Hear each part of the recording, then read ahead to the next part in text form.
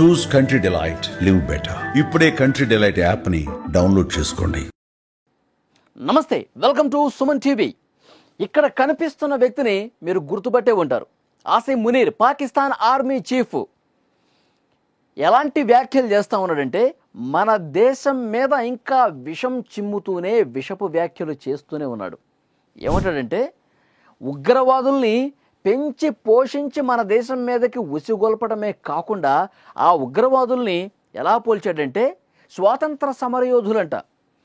స్వాతంత్ర సమరయోధులు మన దేశం మీదకి వచ్చి మన దేశంలో అక్రమంగా చొరబడి మన దేశ పౌరుల్ని చంపేసి మన సైన్యాన్ని మీద కాల్పులు జరిపి చంపుతున్నారు కదా ఉగ్రవాదులు. వాళ్ళు స్వాతంత్ర సమరయోధులు. వాళ్ళు చేసేటువంటి పోరాటం చట్టబద్ధంగా ఒక ధర్మమైన పోరాటం అని చెప్తా ఉన్నాడు ఈ వెధవ. పెహల్గాం ఉగ్రదాడి ఎంతటి విషాదాన్ని మిగిల్చింది. మన దేశ ప్రజలు మొత్తం ఒక్కసారిగా షాక్ అయిపోయి ఇలాంటి దారుణమైనటువంటి ఘటనని తలుచుకుని తీవ్ర ఆవేదనకు గురయ్యారు. నిజంగా ఆ కుటుంబాలు ఇంకా ఆ విషాదం నుంచి బయటకు రాలేదండి.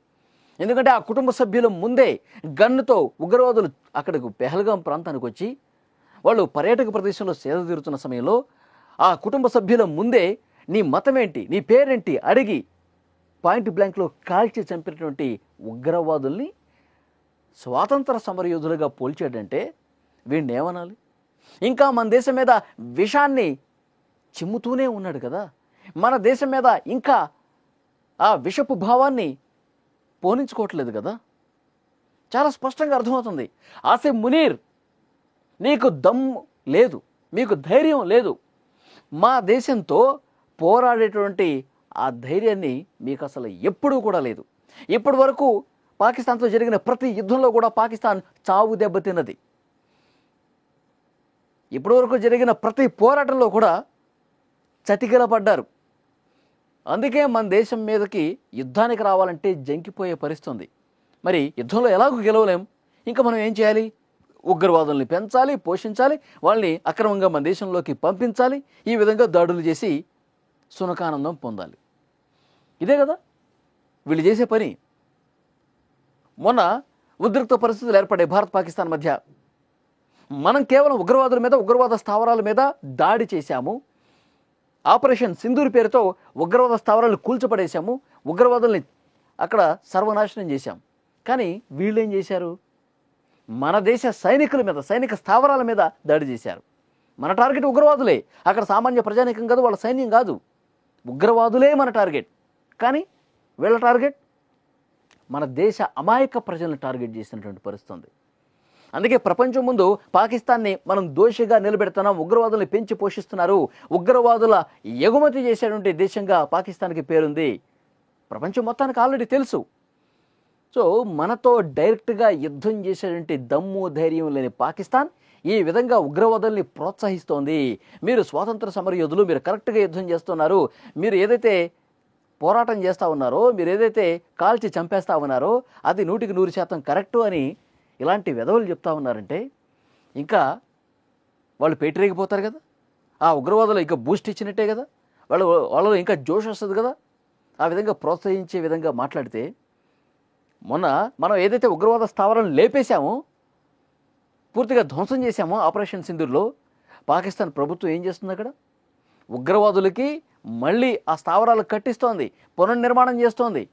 ఆ ఉగ్రవాద స్థావరాలని మీకేం పర్లేదు, ఎంత ధ్వంసం అయినా మళ్ళీ మేము మీకు ఆ నిర్మాణాలన్నీ మీకు కట్టిచ్చేస్తామని చెప్పి పాకిస్తాన్ ప్రభుత్వం దగ్గరుండి పాక్ ప్రభుత్వ నిధులతో ఉగ్రవాద స్థావరాలను మళ్ళీ నిర్మిస్తున్నారంటే ఎలా అర్థం చేసుకోవాలి దీన్ని?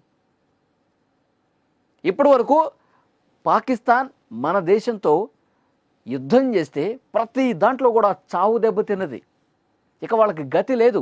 ఎందుకంటే మనం బ్రహ్మోస్ క్షిపణులతో, రాఫెల్ ఫైటర్ జెట్లతో, తర్వాత S-400తో మన సైనికులు వీరోచిత పోరాటం చేశారు.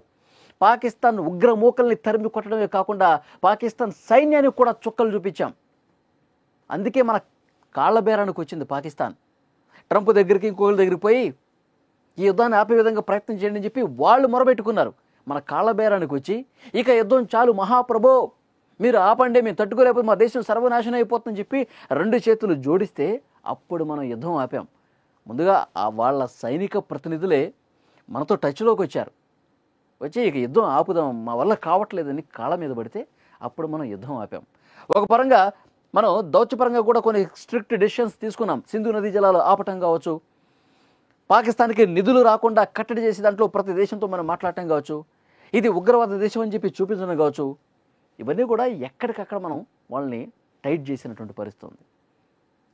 అది వాళ్ళ కడుపు మంట ఏంటంటే, ఒకవైపు యుద్ధంలో మనం గెలవలేకపోతున్నాం, మనం ఓడిపోయాం, మనం చేతులు తీసిన పరిస్థితి ఉంది. ఇంకోవైపు మనకి సింధు నదీ జలాలు ఆపేశారు, మనకి అసలు ఏమీ లేదు, పూర్తిగా మన దేశ ప్రజల భవిష్యత్తు అంధకారంలోకి మనమే నెట్టేశామని చెప్పి అక్కడ పాలకులు ఫిక్స్ అయిపోయారు. మరి ఇప్పుడు ఏం చేయాలి? ఉన్న ఒకే ఒక ఆప్షన్, వాళ్ళ చేతిలో ఉన్నటువంటి ఆయుధాలు ఉగ్రవాదులు. ఆ ఉగ్రవాదుల్ని మళ్ళీ మనం పెంచాలి, మళ్ళీ మనం వాళ్ళని పెద్దోళ్ళు చేయాలి, మళ్ళీ వాళ్ళకి ఆయుధాలు ఇవ్వాలి, మళ్ళీ వాళ్ళని దేశం మీదకి, భారతదేశం మీదకి వదలాలి. ఇదే వాళ్ళ టార్గెట్. ఫ్రెండ్స్, మీరు ఏమనుకుంటారు? ఆసిఫ్ మునీర్ ఇంకా ఇలాంటి పిచ్చి పిచ్చి ప్రేరేపణలు, విషపు మాటలు మాట్లాడుతూనే ఉన్నాడు, ఉగ్రవాదులను ఇంకా ఎంకరేజ్ చేస్తానే ఉన్నాడు.